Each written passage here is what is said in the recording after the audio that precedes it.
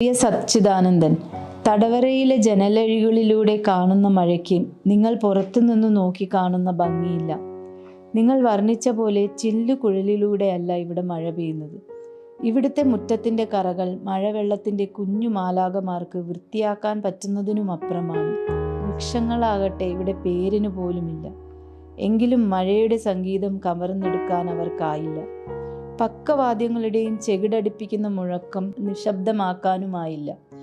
മഴയുടെ താളത്തിൻ്റെ പിരിമുറുക്കത്തിൽ ലയിച്ചുകൊണ്ട് പഴുതാരകളും പെരിച്ചാഴികളും അരിച്ചു നടക്കുന്ന നിലത്ത് പരുക്കൻ പുതപ്പിൻ്റെ നേരിയ ചൂടിൽ മൗലികാവകാശങ്ങളെയും അടിസ്ഥാന സ്വാതന്ത്ര്യത്തെയും പറ്റി വേവലാതിപ്പെടാതെ ഉറക്കാനായി ഞാൻ വരുന്നതും കാത്തു കിടക്കുന്ന കുഞ്ഞുമകളെയും വീടിൻ്റെ ഭാരം മുഴുവൻ ഒറ്റയ്ക്ക് ചുമലിലേറ്റാൻ വിധിക്കപ്പെട്ട ഭാര്യയെയും ഓർത്ത് ഇരുമ്പഴികളാൽ ബന്ധിക്കപ്പെട്ട തടവറയിൽ ഞാൻ ഒറ്റയ്ക്കല്ല എന്ന് ആശ്വസിച്ചുകൊണ്ട് മൗലികാവകാശങ്ങളും സ്വാതന്ത്ര്യങ്ങളും ആനിക്കപ്പെടാത്ത നാട്ടിൽ മഴയുടെ ചില്ലുകുഴലും നോക്കി നമ്മൾ ഇരിക്കുന്നതും സ്വപ്നം കണ്ട് എൻ്റെ തടവറയ്ക്കുള്ളിൽ ഞാൻ ഉറങ്ങും.